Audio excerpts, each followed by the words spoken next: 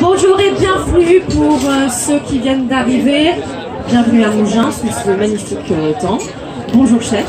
Bonjour. Merci de l'honneur que vous nous faites de votre présence. Mais l'honneur est pour moi, je suis ravi, vraiment ravi de voir tous ces gens, ça a l'air très sympathique, le village est extraordinaire, il fait bon, il fait pas trop chaud comme j'aime. Vous êtes bien? Ouais, je suis bien. Vous êtes heureux d'être là? Je suis heureux, je suis tout le temps heureux de toute façon. Bonjour monsieur le maire, merci beaucoup de nous recevoir dans votre magnifique village. Vous êtes à l'initiative de ce beau festival, c'est la 13e édition. C'est la 13e édition et je vois que c'est une édition qui part en fanfare, hein, qui démarre en fanfare, voilà, avec le monde important qui est là dès samedi matin, donc, mais c'est pas tout à fait étonnant puisque c'est surtout pour une personnalité exceptionnelle, celle de Philippe Etchebest, qui nous fait l'honneur d'être, que vous pouvez applaudir très fort. Qui nous fait l'honneur d'être le président du jury du concours Roger Verger, donc cette année. Merci Philippe de votre présence. Juste monsieur le maire, une petite précision, cette année il y a beaucoup plus de concours que les autres années, est-ce que vous pouvez nous en parler rapidement? Oui, il y a 5 concours, donc ce matin c'est le concours amateur, cet après-midi le concours pâtissier, demain le concours du sommelier, le concours des arts de la table avec la fondation Bocuse, et puis bien sûr le concours Roger Verger. Très bien, chef, première fois à Mougins. Ouais. Vous êtes habitué des festivals, Non, justement, je suis pas un habitué des festivals. Je crois que c'est le premier que je fais en vrai. J'en fais pas. Je suis président du salon Expotel à Bordeaux parce que c'est Bordeaux et c'est ma ville aussi, donc je m'investis beaucoup dans ma région. Mais en fait, c'est le premier festival que je fais comme ça. C'est vraiment une première pour moi. Voilà. Bon, ça se passe bien pour le moment. Ouais, ça se passe très bien. Impeccable. On est gentil. Il y a intérêt. Est-ce que vous pouvez... Moi j'avoue que je dis rien. Est-ce que vous pouvez nous raconter, nous parler de votre parcours? Mon parcours il est très classique, il n'y a rien d'exceptionnel. Des parents restaurateurs, donc un père chef. J'ai baigné dans la cuisine dès mon plus jeune âge. Vous venez d'où? Mon père est basque, ma mère est ardennaise, ouais, on est aux opposés. Et puis mes parents se sont installés à Bordeaux en 77, 78. Ils ont ouvert un restaurant basque qui s'appelait le Chipiron, au cours de l'Isère, près du marché des Capucins. Donc moi j'ai grandi à Bordeaux, j'ai fait l'école hôtelière à Bordeaux, j'ai joué au rugby à Bègle pendant de nombreuses années. Quel poste? 3 quarts centre. 3 quarts centre et 3 quarts aile en première. Je cours vite et je plaquais beaucoup surtout. En fait. Je plaquais plus que je courais vite. Et une fois de plus, un parcours très classique, école hôtelière, travailler dans l'entreprise familiale. Après, c'est vrai, j'ai un parcours atypique dans la mesure où j'ai eu une petite carrière sportive à côté. Et c'est vrai que dans le métier de la cuisine, c'est toujours difficile. Mais je me suis donné les moyens, en tout cas, de pouvoir le faire. Après quoi, je suis parti travailler à Paris pendant 4 ans. J'ai travaillé à Toulouse avec Dominique Toulousy pendant 3 ans. Et j'ai pris ma première place de chef à Saint-Émilion, j'avais 27 ans, au Grand Barail. Puis voilà, puis ça a commencé à partir de ce moment-là. J'étais pas au départ, enfin on va dire, je crois que ma femme elle m'a posé la question pourquoi j'avais fait la cuisine il y a 8 ans de ça. J'étais incapable de lui répondre. Je savais pas pourquoi j'avais fait la cuisine. En fait, je crois que je l'ai fait par facilité, parce que mes parents étaient restaurateurs, mais je voulais faire sport-études. Et j'ai pas fait ce métier par passion. C'est pas la passion qui m'a poussé à le faire. Et par contre, ce que j'explique toujours, c'est qu'on n'est pas obligé d'être passionné pour réussir. C'est juste que tout ce que je fais, et j'aime beaucoup de choses, et je le fais à fond à chaque fois. Donc je rentre dans des cases, et quand je suis dans une case, je suis au taquet. Après je change, je passe à autre chose, et je suis toujours au taquet. Et moi je suis ravi, parce que c'est ce qu'on me dit souvent, si je peux montrer l'exemple, et que la réussite, elle passe par l'effort. L'effort aussi est essentiel, à tous les niveaux. On ne peut pas avoir un corps sculpté en prenant que des produits. Il faut faire un peu de sport aussi, vous voyez, enfin, c'est une métaphore, mais c'est exactement pareil. Combien de gens je vois qui me disent j'ai pas le temps de faire de sport ou je veux pas en faire. Enfin, c'est pas le temps qui manque, c'est juste l'envie. C'est exactement pareil. L'envie est essentielle. Et mettre l'énergie pour arriver à ses fins, ça demande des efforts, effectivement. Mais on n'a rien sans rien, bon sang. Il faut se le gagner. Hein. C'est ce que je dis aux restaurateurs que je rencontre. Je vais les voir, je leur donne un coup de main, mais après la finalité c'est quoi? C'est à eux de faire le boulot, c'est pas moi. Je leur ai donné la voie, mais je leur dis, hein, c'est vous qui le faites après. La réussite, elle passera par vous, hein, plus par moi. Hein. Donc à vous de vous arracher pour faire en sorte que ça fonctionne derrière. Bon, ça donne envie en tout cas, votre discours. Hein. Envie d'avoir envie. Envie d'avoir envie, oui, mais j'ai rien inventé. Une fois de plus, hein, je vous dis, j'ai rien inventé. Rien. Et je suis pas plus exceptionnel qu'un autre. C'est juste que je fais les choses comme elles doivent être faites. Mais j'ai l'impression aujourd'hui que, et c'est quelqu'un qui me l'a dit, ça c'est un chef d'entreprise qui m'a dit, il m'a dit j'ai l'impression qu'aujourd'hui la normalité elle devient exceptionnelle. Parce que je suis juste normal, j'ai appris des choses, des règles, j'ai une éducation, voilà, que je transmets aujourd'hui, mais une fois de plus, pour moi c'est juste des choses normales. Dire bonjour, dire merci, parfois ça surprend. C'est drôle, mais ça surprend. Je voulais vous poser une question.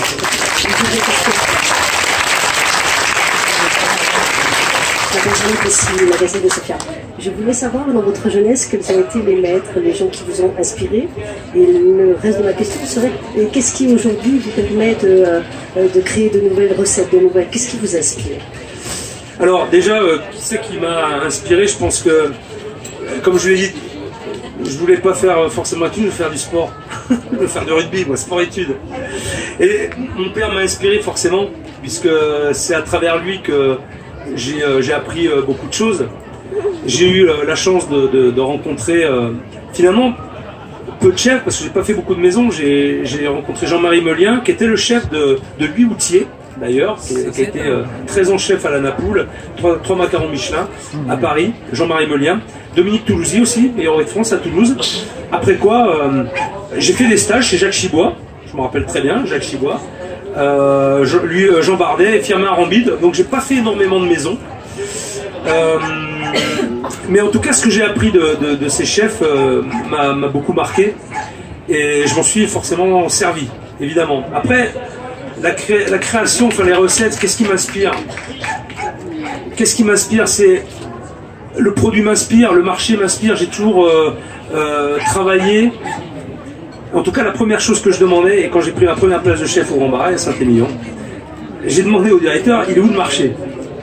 J'ai ce besoin d'aller au contact et d'aller voir les produits et surtout les gens qui le font. Et ma démarche, elle reste exactement la même aujourd'hui. J'ai une table d'hôte gastronomique au 4e mur qui a été étoilée, j'en suis très fier, et c'est la première table au monde d'hôte étoilée en cuisine, et dans ce sol de surcroît. Où je sers pour 10 couverts et je vais chercher vraiment dénicher des petits producteurs que je mets en avant avec des produits exceptionnels pour les faire aussi découvrir aux gens. Et c'est ça qui me fait finalement avancer et créer des nouvelles recettes. Moi, ce que j'aime et ce que je transmets aussi à mes collaborateurs, c'est le changement. On change toutes les semaines le menu à la brasserie sur des gros volumes, ce qui n'est pas rien. Et la table gastronomique aussi, ça change tout le temps. Quand j'étais à Saint-Émilion, on avait un menu dégustation à une période, je changeais tous les jours. Alors c'est très risqué. Alors je vais pas vous dire que c'était parfait à chaque fois, c'est pas vrai. Je savais où j'allais, mais c'est vrai qu'on bonifie toujours les plats quand on les fait au fur et à mesure et qu'on les reproduit. Mais moi j'aime ces challenges. Une fois de plus, ça fait partie des choses que j'aime, les défis et pousser les limites. Mais en tout cas, j'oblige aussi, parce que j'aime ça, mes collaborateurs à bouger. Et c'est un travail, c'est une gymnastique.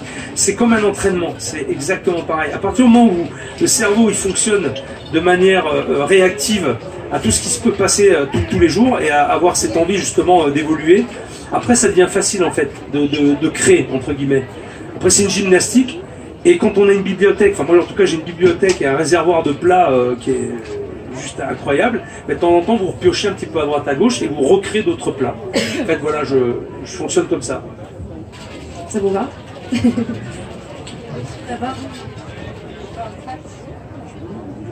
Bonjour. Bonjour, Antoine Marigot de La Provence. Je voulais vous demander qu'est-ce que la cuisine provenzale, ces chefs, représentent pour vous aujourd'hui? Qu'est-ce qu'ils apportent à la gastronomie française? La Provence, je vois. La Provence. Oui, non, mais les chefs prêtent la question. Qu'est-ce que les chefs provençaux, la cuisine provençale, apportent à la gastronomie française? Qu'est-ce qu'elle représente pour vous? Je pense que la cuisine provençale, elle a quand même marqué les esprits avec de nombreux chefs. Bon, bien évidemment, Roger Verger a été un des précurseurs de la cuisine provençale, l'a fait connaître. Et puis aujourd'hui, il y a une espèce de longévité de la cuisine provençale. On en parle énormément, c'est pas un hasard non plus. Il y a des produits qui sont vraiment spécifiques à la région, qui sont mis en avant. Je pense que la cuisine provençale est une cuisine en plus très saine, un peu en opposition. Voilà, attention à ce que je vais dire. La cuisine du Sud-Est, qui n'est pas forcément la même. On est sur d'autres produits, mais elle est tout aussi riche et intéressante. Et aujourd'hui, je pense que ce qui fait l'intérêt de la gastronomie française, c'est la variété, c'est les différences aussi à chaque fois, et on se nourrit de ça. Donc il y a des spécificités à chaque fois qu'il faut développer, qu'il faut mettre en avant. Et je pense que la cuisine provençale a eu aussi, malgré tout, une influence sur la gastronomie française, parce que même moi, à Bordeaux, je me sers aussi de ça. Donc quand vous arrivez à faire un mix de toutes ces cultures avec ces produits, c'est là où vous marquez votre identité aussi et vous faites des choses exceptionnelles. En quoi est-elle saine alors? L'huile d'olive, c'est ça. Je sais pas si. Alors, je pense pas que l'huile d'olive soit meilleure que la graisse de canard, parce que la graisse de canard c'est ça aussi, finalement, et c'est prouvé. Médicalement, c'est prouvé. Donc, mais les deux se tiennent une fois de plus. Ce sont deux produits différents, mais qui ont leur qualité nutritive et gustative. Et c'est en ça justement que c'est très intéressant, ce qui permet de créer de nombreux plats. Merci beaucoup. Thank you, congratulations pour l'annonce de presse américaine. Vous avez parlé du travail, de performance, et vous suivez les jeunes, vous les coachez très très bien, on voit bien ça. Et tout ça, c'est pour tendre vers l'excellence, j'imagine. Oui. Quelle est la part que vous arrivez à identifier chez le talent de créativité qui est lié à la personne directement, avant de les coacher vers la technicité? Vous savez, là, je suis en pleine épreuve d'objectif Top Chef, d'accord? Alors le niveau monte. J'ai une épreuve, c'est une épreuve un peu pression, où je veux voir le comportement des candidats. Et c'est pas tant le résultat finalement qui est important, c'est le comportement, l'engagement et la réactivité. C'est ça que je veux voir. Parce que le reste, je vais lui amener moi. Vous comprenez? Au fil du temps. Mais s'il n'y a pas ça au départ, c'est compliqué. Donc, si le candidat ou le cuisinier, la cuisinière qu'on porte, techniquement n'est pas suffisamment forte, elle va apprendre. Et moi, je serai là pour lui apprendre. Mais justement, il faut que je voie cet engagement et cette volonté de vouloir faire, même dans les cas les plus compliqués. Donc, moi, j'en tiens énormément compte. Et une fois de plus, je suis là, et je l'ai dit tout à l'heure, pour former et transmettre mon savoir-faire. Ça vient après tout seul. C'est l'envie qui est le plus important. C'est ce qui prime, surtout. Et quel que soit le niveau. Et être à l'écoute. Bien sûr. Merci. Merci. Ah, quand même.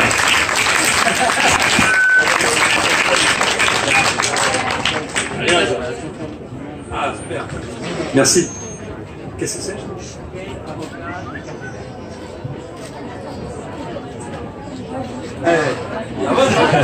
C'est bon, hein. C'est super bon, hein. Ouais, je vais me servir, ne m'inquiétez pas, il me servir. Allez, d'autres questions? Oui, bonjour, je suis Christelle, j'anime un site qui s'appelle Kidiclick. Et Kidiclick, c'est un site à destination des parents, un peu un webzine. Donc j'ai parlé de vous, il y a beaucoup d'enfants en fait qui vous admirent. Alors on va en profiter en tant que parents, donnez-nous une astuce pour faire manger des légumes aux enfants. Là, vous les envoyez en stage? Avec plaisir. Vous allez voir, je vais les transformer. Les astuces pour faire manger des légumes. Alors, je vais raconter une petite anecdote. quand j'ai ouvert le 4e mur à Bordeaux, qui est une brasserie, alors brasserie bien évidemment un petit peu plus évoluée, parce que moi j'ai jamais fait de brasserie, j'ai toujours fait du gastro, la restauration gastronomique, et j'ai voulu rendre la gastronomie accessible justement à travers une brasserie. Et je discutais avec Jean-François Piège, il était chez Tout Mieux à l'époque, et puis il me disait Philippe, je te préviens, mais prévois une putain de friteuse, parce que des frites tu vas en vendre, mais alors en veux-tu en voilà. Ah ouais, tu crois? Ah ouais, moi j'ai essayé, et puis les frites tu peux pas passer à travers. Alors quand j'ai conçu ma cuisine, j'ai effectivement fait une friteuse dans mon fourneau, 50 kilos de frites à l'heure, qui dépotent bien. Et en fait, moi quand j'ai conçu mes plats, mes menus, je suis parti sur autre chose. Et depuis 3 ans que je suis ouvert, on ne m'a jamais demandé de frites. Jamais. Même les enfants, parce qu'il y a beaucoup d'enfants qui viennent au restaurant. Il y a un menu enfant, bien sûr, spécifique. Alors il y a de la pomme de terre, mais elle n'est pas forcément sous forme de frites. Ça peut être de la petite noirmoutier, la petite pomme cornichonne, ou de la rate, juste brûlée. Ou d'autres légumes, mais je vous promets que jamais un enfant ne m'a demandé de frites. Donc pourquoi? J'en sais rien. Vous allez les voir? Ouais, non mais... Vous allez discuter avec eux, c'est de bonnes inspirations les enfants. Oui, complètement. Et puis le secret, je crois que c'est... alors on peut en débattre pendant longtemps, mais c'est essayer de ne pas montrer le légume tel qu'il est, c'est juste de le transformer, de retranscrire le goût, parce qu'il ne faut pas le dénaturer, mais de s'amuser, raconter des histoires, ouais, raconter autour de l'assiette, oui. Encore faut-il qu'elle soit vraie l'histoire, mais je sais pas. Après c'est peut-être faut être persuasif. Vous n'êtes pas assez persuasif, les parents. Vous savez, moi je fais avec les adultes à la table gastronomique. On demande des contraintes alimentaires, des allergies bien évidemment, et on s'adapte par rapport à ça. Bon, les allergies, on transforme, on change, il n'y a pas de problème. Maintenant, dans la mesure où c'est juste une question de goût. Ah, j'aime pas les huîtres. Ça revient souvent. J'aime pas les huîtres. Très bien. Pas les huîtres. Allez, je vais vous faire goûter des huîtres. Vous allez goûter des huîtres. Ah bon? Vous allez goûter des huîtres. Je fais comme les enfants. Vous allez goûter. Si vous n'aimez pas, je vous fais autre chose, c'est pas un problème. Mais 9 fois sur 10, je vous promets, 9 fois sur 10, les gens, ils mangent. Parce qu'ils ont une a priori sur le produit, qu'ils voient en coquille ou qu'ils ont dû manger juste comme ça. Mais une fois cuisiné, je prends une grosse huître, une belle zéro, là, une belle gilardo, bien qu'il faut griller avec un petit arrangement, avec une petite sauce brune au vinaigre de framboise, plein de trucs. Ah ben ouais, ça va passer, ça va le faire. Parce que justement, il y a une autre approche du produit. Et c'est là où, effectivement, je pense que les parents, il faut amener le cheminement. Mais en tout cas, moi je m'amuse avec ça et je fais comme avec les enfants en fait. Pour les adultes, goûter, et après on discute. Alors, bah ouais, ça marche. L'astuce c'est le coaching parent alors. Ouais, aussi, bah oui, mais pour transmettre quelque chose, il faut d'abord que ça passe par soi, et il faut en être convaincu. Si vous n'êtes pas convaincu, ça marche pas. Donner l'envie d'avoir envie. Oui, non mais c'est comme le plaisir. Le plaisir, beaucoup de chefs disent aux jeunes, il faut faire plaisir aux gens. Il faut leur faire plaisir, il faut leur faire plaisir, il faut leur faire plaisir, il faut leur faire plaisir. Oui, mais moi je suis pas d'accord avec ça. Il faut d'abord se faire plaisir. Il faut penser à soi. Quand vous faites quelque chose, si vous prenez pas de plaisir à ce que vous faites, comment vous voulez transmettre du plaisir? Ça marche pas. Et ça se sent dans une assiette. Quelqu'un qui n'a pas pris plaisir à faire quelque chose, on parle une fois de plus de cuisine, mais on peut parler de tout autre métier. Mais ça marche pas. Il n'y a aucune communication. Donc il faut déjà être convaincu soi-même de ce qu'on fait et à qui on va le donner et pourquoi on le donne. Donc j'ai envie de dire, pour convaincre les enfants à manger des légumes, soyez déjà convaincus vous-même de le faire, de bien le faire, et puis vous avez 900 sur 10 pour que ça marche. Une dernière question. On peut avoir une dernière question? Madame, monsieur. Juste une dernière. Thierry Bourgeon, la radio du goût. Vous apparaissez comme un homme comblé, heureux.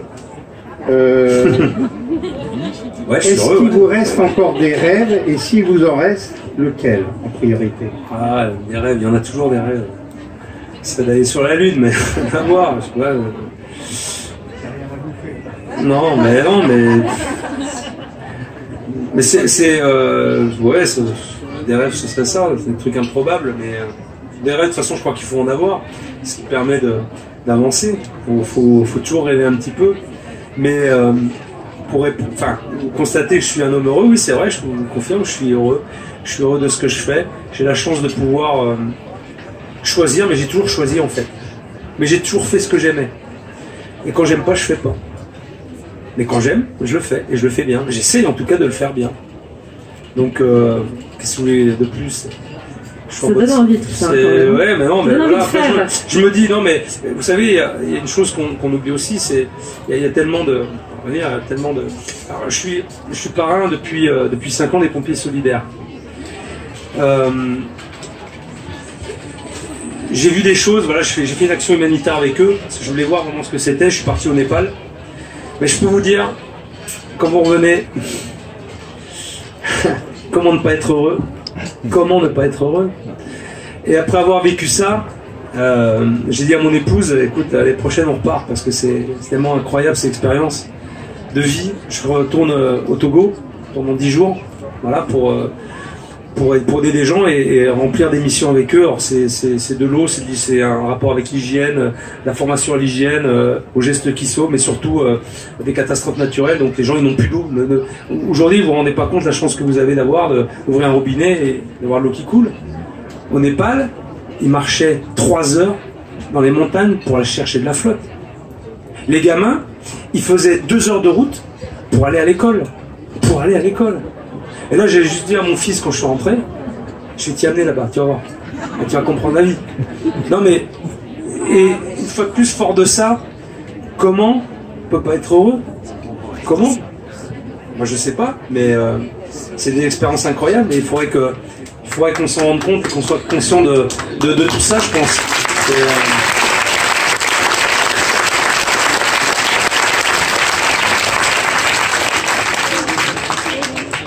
Madame, vous voulez poser une question?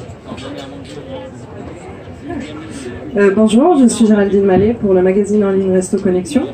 On s'adresse aux restaurateurs dans notre magazine. On parle beaucoup de réseaux sociaux, de nouvelles techno, internet, etc. Communication. Et donc vous êtes très présent, très actif sur les réseaux sociaux. Pas du tout. Pas du tout. D'accord. Alors justement, est-ce que vous vous considérez comme un chef, comme un restaurateur connecté, on va dire? Et quel regard vous portez sur tout ça quand on voit des restaurants, il y a des drones qui servent aujourd'hui, ou les tables connectées chez Max à Table à Bordeaux par exemple, que vous connaissez peut-être. Quel regard vous portez sur tout ça? Ça vous amuse, ça vous intrigue, ça vous fait peur? Non mais c'est vrai, je suis pas quelqu'un d'hyper connecté en fait. Après, il faut effectivement aujourd'hui être actif un peu sur les réseaux sociaux, mais moi une fois de plus, je m'en sers.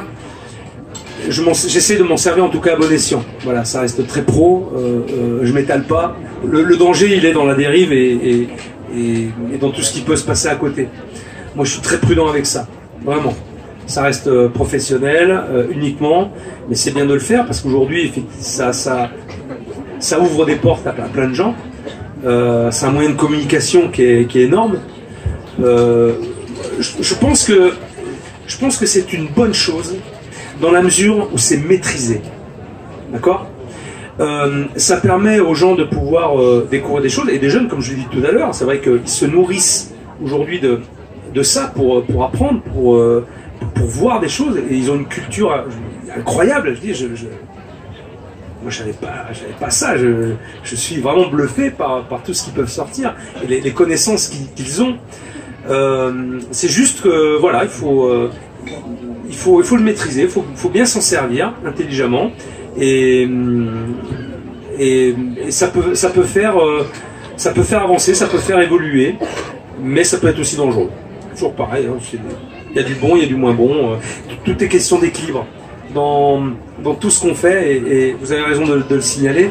On me demande comment vous arrivez à faire tout ça, tout ce que je fais. Oui, je fais plein de choses, mais j'équilibre tout finalement.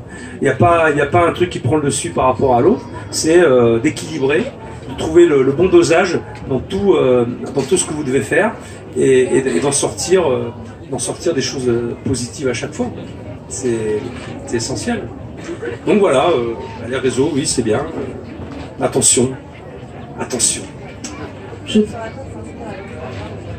Avec Instagram, ouais. Ben, je sais même pas passer une photo. Alors, j'en ai, si vous regardez, j'en ai, mais je vous dis très honnêtement, je sais pas le faire, je n'y pense pas en fait. Après, une fois de plus, c'est une culture. Moi, je suis pas de cette génération, mais il y a des gens de ma génération qui s'y sont mis, mais c'est pas quelque chose qui m'a forcément accroché au départ. Donc voilà, j'apprends. Vous voyez, je suis en phase d'apprentissage par rapport à toutes ces choses-là. Et puis tant mieux, j'ai envie de dire, c'est bien, comme ça je reste un peu vierge de plein de choses. Ça ne devient pas une espèce de drogue. Je vois beaucoup de gens autour de moi justement qui il y a une espèce de focus, et puis ils sont constamment, on est constamment là-dessus. Ça c'est pas bon par contre. Quand il y a trop d'abus, c'est mauvais. Donc c'est trouver le bon dosage qui va faire que ça va pouvoir vous servir, ça va pouvoir vous nourrir et vous enrichir sans vous polluer. Voilà, c'est toujours pareil. C'est ça qui est important. Mais c'est une bonne chose, hein, je répète. Hein. Donc moi j'apprends avec des jeunes dans le bureau qui sont dédiés à faire ça. Et ouais, voilà, on en parle un petit peu. Mais c'est bien, c'est très intéressant, justement, très intéressant. Les communautés, les trucs. C'est incroyable, truc de dingue. Je pense qu'on peut applaudir très fort.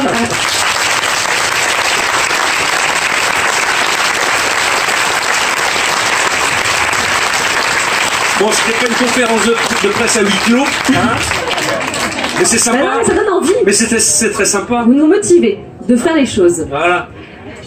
Juste une dernière question. J'espère, hein, parce que non, je rigole. Bonjour, je suis Bokabza du blog Discovart, cuisine et tourisme. En fait, très simple, j'aimerais savoir si vous avez un péché mignon. Et lequel? Je pense que ça intéresse beaucoup de monde. Hein. Un péché mignon? Un péché mignon.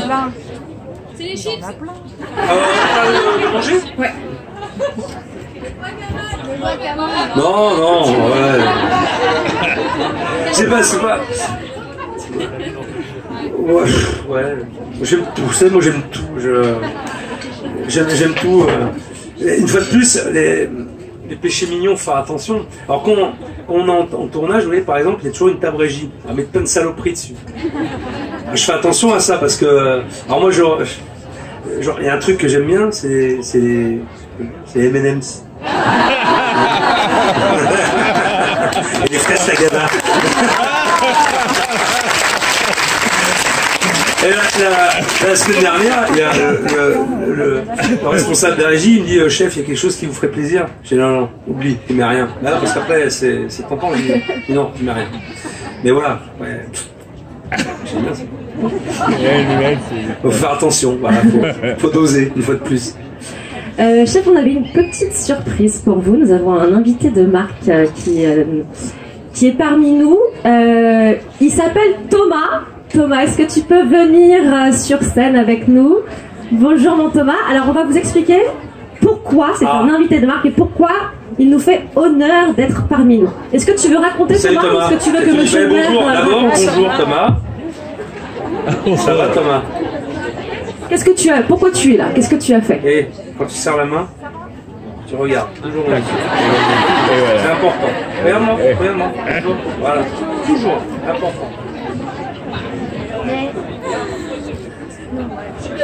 Alors, monsieur le maire, je crois que c'est un moment très très précieux. Remets-toi, hein? Ça va? Bien, mesdames, messieurs, donc il y a 2 semaines, les Étoiles de Mougins ont reçu un mail d'un petit garçon qui disait ceci. Bonjour, je m'appelle Thomas, j'ai 9 ans, je suis passionné de cuisine, de gastronomie, et je suis aussi passionné par le chef Philippe Etchebest. Je voudrais faire des progrès et je voudrais être chef étoilé. Donc je précise pas chef, je veux être chef étoilé. Voilà. Par ailleurs, j'ai commencé à réaliser un livre de cuisine, voilà, sur lequel j'ai commencé à écrire des recettes.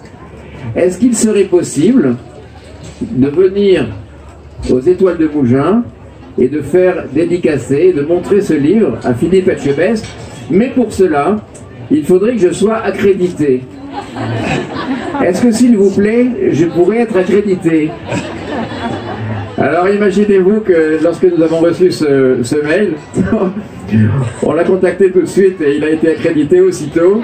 Donc c'est Monsieur Thomas de Cap-Nail. Bien, Thomas. Ça va, j'ai bien raconté ton histoire, mais tu peux préciser si tu veux. Hein? Où tu vas à l'école?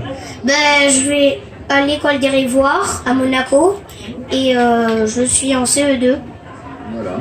Et donc, est-ce que quelqu'un t'a appris la cuisine? Ben, non. Mais comment tu as su écrire des recettes? Je sais pas, j'aimais et je disais à ma mère parfois des réflexions si elle change quelque chose quelque part et par exemple si elle change des épices ou quelque chose comme ça. Donc il y a quand même un intérêt qui doit être quelque part génétique, je sais pas, en tout cas. C'est bluffant. Hein, ouais. C'est bluffant. Ah, t'as fait un livre de cuisine, toi, à 9 ans, punaise. Moi, j'ai fait mon premier livre, je crois, il y avait 50 piges.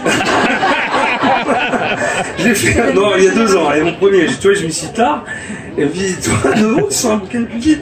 Je peux le voir? Ah ben, encore heureux que c'est pas le 4e tome, parce que les gens là, c'est pas possible. T'as le mien, bah, tu sais, j'en ai pas beaucoup, moi, j'en ai que 2. Bon, monsieur le maire, est-ce que si Thomas devient un grand chef dans quelques années, il pourra être parrain des Étoiles de Mougins? T'aimerais bien? Oui.